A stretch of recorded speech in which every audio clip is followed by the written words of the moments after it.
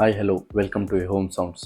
So ఈరోజు నేను ఒక హోమ్ థియేటర్ మేము కన్స్ట్రక్షన్ చేస్తున్నాము. సో అండర్ కన్స్ట్రక్షన్లో ఉంది. సో ఇది నేను కంప్లీట్గా మీకు చూపిస్తాను. ఇది స్టిల్ అండర్ కన్స్ట్రక్షన్లో ఉంది కాబట్టి సో దీంట్లో మేము ఏది యూజ్ చేసాము, ఎలా ఉంది డిజైన్ అంతా. సో ఇది కంప్లీట్గా మా టీమ్ ఇన్వాల్వ్ అయ్యి చేస్తున్నారు. సో ఇది 22 ఫీట్ ఉన్న విడ్త్ అండ్ 22 ఫీట్ లెంత్ ఉన్న రూమ్ ఇది. So same width and same length ఉన్న రూము. సో ఇక్కడ మేము ఏమేమి యూజ్ చేసామంటే ఫస్ట్ వాల్ తర్వాత వాల్ తర్వాత మనం యూజ్ చేసింది సింథటిక్ వూల్ని యూజ్ చేసాము. ఇది ఎందుకంటే సౌండ్ అబ్జర్వ్ చేసుకోవడానికి, ఎకోని రెడ్యూస్ చేయడానికి. So main purpose.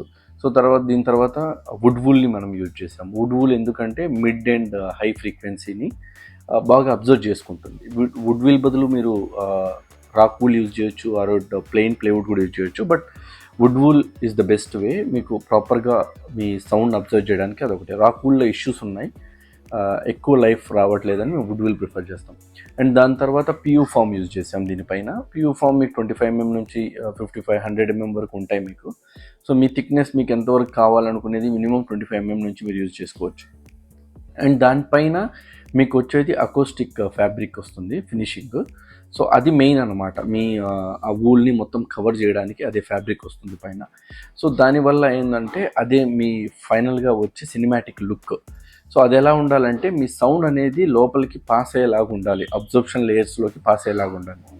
సో ఇప్పుడు మీరు స్క్రీన్ మీద చూస్తున్నారు, ఇక్కడ మొత్తం మేము ఇన్వాల్వ్ స్పీకర్స్ని డిజైన్ చేస్తున్నాం.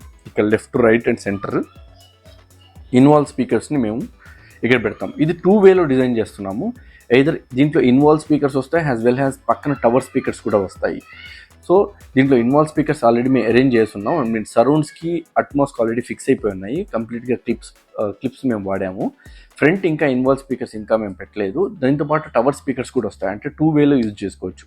అడిషనల్ స్పీకర్స్ కూడా పెడతాము. సరౌండ్స్లో కూడా మీకు ఎక్స్టర్నల్ స్పీకర్స్ కూడా వస్తాయి.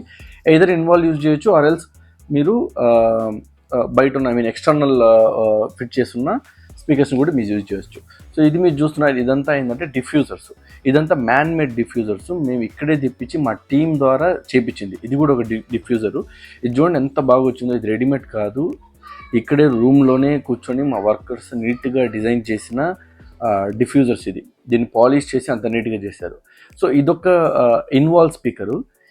నార్మల్గా అన్ని ఫిక్స్ అయిపోయినాయి. ఇదొక్కటి మేము బయట పెట్టాము, ఎందుకంటే జస్ట్ చూపించడానికి కస్టమర్స్కి. ఎట్లా ఇన్వాల్వ్ స్పీకర్ ఎట్లా ఉంటుంది అవుట్లుక్ అనేది. ఇది మేము ఒక్కటి బయట పెట్టాము, అంటే ఫ్యాబ్రిక్ నుంచి బయటకు వచ్చింది. నార్మల్గా అంటే ఫ్యాబ్రిక్ లోపలే ఉంటాయి స్పీకర్స్. ఇదంతా క్లిప్స్ ప్రీమియం సిరీస్లో యూజ్ చేసిన ఇన్వాల్వ్ స్పీకర్స్. మీకు అట్మాస్ కూడా సేమ్ క్లిప్స్లోనే యూజ్ చేసింది. సో నేను మీకు చూపిస్తాను. అటుపక్క నార్మల్గా ఇటుపక్క కూడా చూడండి, ఇది కూడా డిఫ్యూజర్.